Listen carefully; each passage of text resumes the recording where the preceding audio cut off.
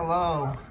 Just wanted to share some modifications I just made to my Class C RV. It's a 32-foot Thor Chateau 31W. I just installed this Bilstein Steering Stabilizer.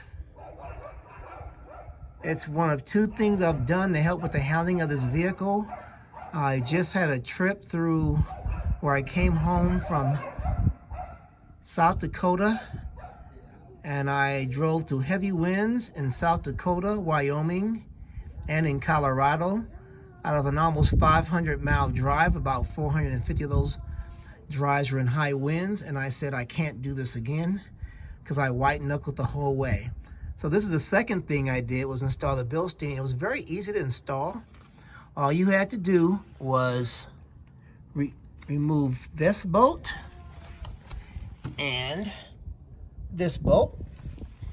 I slid the old Ford one out and put the Bilstein in there and just tightened the bolts, and I borrowed a neighbor's torque wrench because the one I bought was too big.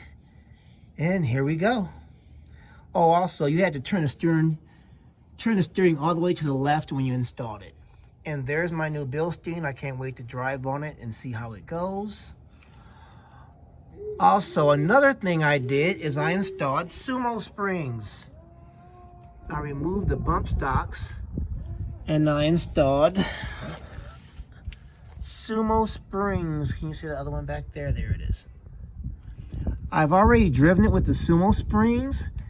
It already helped a great deal with the sway and gave me a lot more confidence driving in high winds at speed, because there were some high winds when I test drove it last week when I installed them. So I think between those Sumo Springs and this new stabilizer bar, it's going to go a long way to helping me be able to drive at higher speeds and high winds and not have to slow down to like 45 miles an hour in order to have control of my coach. Also, here is the Ford stabilizer I removed. Now, it's a shock, right? Shocks are supposed to have some give. This is what this thing is doing.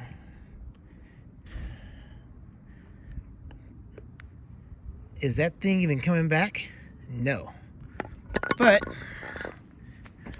as far as resistance, bringing it back up, I should not be able to hold this with my feet and pull this up.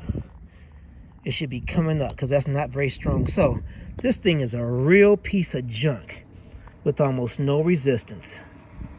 And I'm so glad I've replaced it with the Bilstein.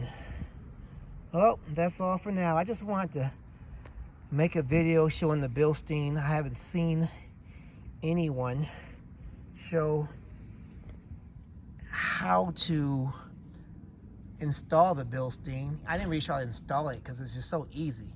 It's just remove those bolts and slide the old one in. There's my steering wheel turned all the way to the left.